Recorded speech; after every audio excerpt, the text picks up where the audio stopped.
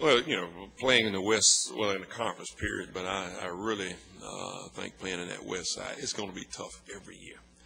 And that's why I think this game with us playing LSU is important for us, and it's a great opportunity for us.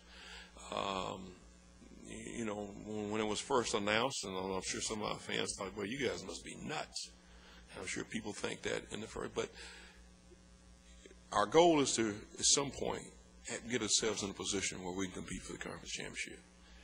And whether it's this year, next year, the year down the road, there's no way to get that done unless you go through Baton Rouge, you go through Tuscaloosa, and you go through Auburn. That's got to happen. So whether my feeling is that, hey, we got to learn to beat those teams on a consistent basis, regardless of when we play them, what time, and where. From when you started and took over the program to get into competing for a division title or conference title on your basis, how far do you think you are along on the curve, so to speak, as a program? A whole lot further along than we were 3 years ago, and I think as I speak today, significantly ahead of where we were a year ago on this day, as far as our chances to make an impact in the conference. Our players feel very good about themselves. They are a confident bunch. They believe that they can win against good people. You got to figure over the last 2 years we've played pretty much the best people in the country. We played in the last 2 years, I think we played 5 teams on the day we played them were in the top 10. And I know at least 3 of them were in the top 5 in the course of the last 2 years. And when you're playing LSU, when you're playing 2 years ago when we played Alabama, they were ranked high. West Virginia, when we played them this year, when we played West Virginia, I think they were number 3 last year. And going into the fourth quarter, we've got Tony Burks open in the end zone, and he drops a pass that resulted in an interception. If he catches that ball, it's 21-14 against the number 3 team in the country with 11 minutes in the fourth quarter. And that's a significant improvement over the previous year, that we were even in that ball game. Of course, some deficiencies showed up later because they were just faster than we were. That quarterback and that running back. And that's where we think we've improved. We think our defense is a lot faster. One of the reasons, that game was one of the main reasons I moved Derek McGee to safety. I said, we got to have somebody back in that middle of the field that can run with people that have great speed. And that's why we moved him to safety, so that he can be back there, because the more you make people snap the football, the better chance you have to on defense. Where if guys are going to break out and have long runs and long passes, then you're not going to have a lot of success. And you got to have speed back there. And we were definitely deficient there. So, like to sum up, I guess,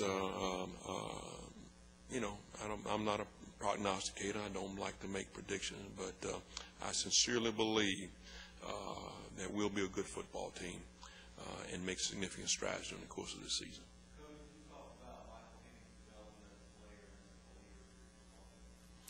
Mike's come a long way from that little kid I put in the game up at Vanderbilt about 3 years ago, and has developed himself into a fine quarterback and an outstanding leader. His throwing skills, his strength, the velocity of his ball is very surprising for a guy his size. And you look at him, he still looks like, even though he's a lot more manly looking now than the first time I saw him, with the way he's built, and to see that ball come off, to hear that ball come out of his hand, because you can literally hear it coming by, is unbelievable. And now he understands the offense. He understands how we want the offense to operate, and he made a tremendous spring.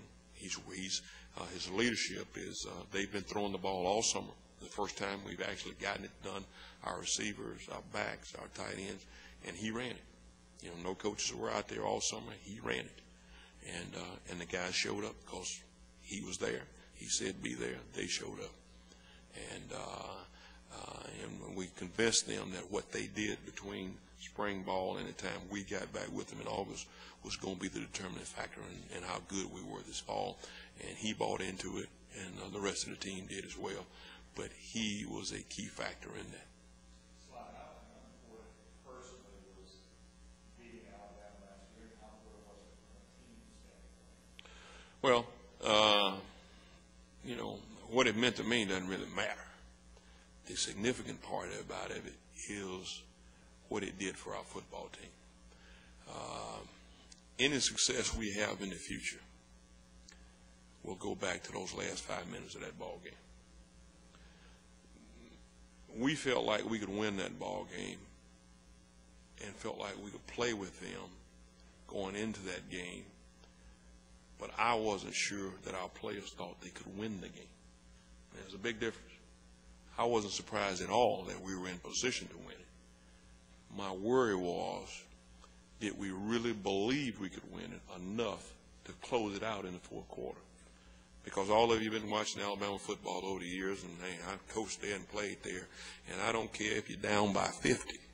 In the second half and the fourth quarter, they're going to play as good as they possibly can play. And that's exactly what happened, but we answered the bell.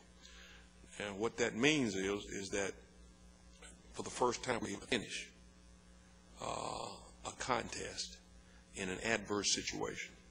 Historically, you know, we're not supposed to win that game. We won in Tuscaloosa, I think, 5 times in the history of the rivalry. So our whole attitude changed with those last 5 minutes of that ball game. Guys stepped up and made plays. We've been talking since the Georgia game about playing it one play at a time and making, you know, and coming up with key plays. Mike threw an interception in that game for a touchdown. He let it go. We had another fumble, that was a big play. He let it go. Jamel Smith caught the touchdown pass and another play to set up a touchdown, but he dropped a key third down conversion that would have iced the game for us early in the game.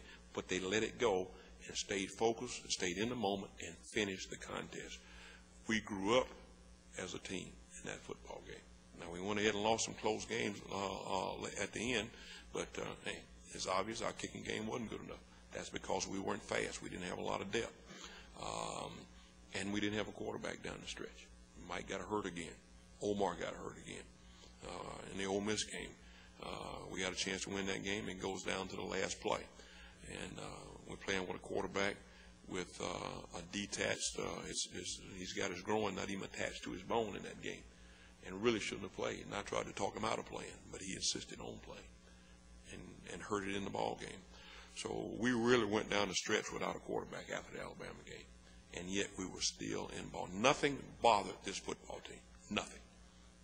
And that's the progress we made last year. It didn't show up on the scoreboard, but I saw it. Good special teams, I know you were concerned about last year. Are they going to be better this year? And so what areas are you going to shore up? Well, I can promise you they're going to be better. There ain't no ifs, ands, and buts about it. Nobody spends more special time on most teams, or more time on special teams than we do, and we're going to get some results out of it this year. And because I'm going to coach it, and you know, and believe me, if I don't get it done, I'm gonna have a real problem with me. And but our coaches are going to be involved in the kicking game a lot more. Our entire staff will be. The defensive coaches will handle the defensive kicking. And we've got guys, pretty much the offensive coaches will handle the offensive kicking.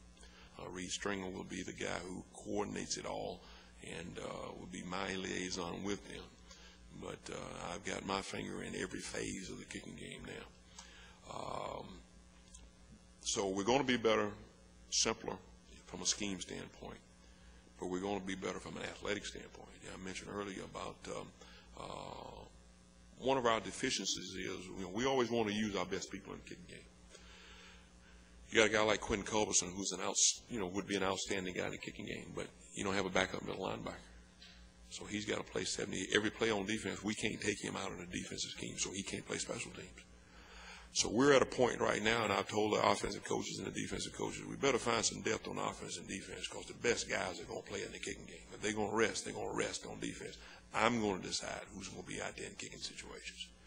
And but that being said, our freshmen will have a key impact in the kicking game, because we got some guys in that class can run.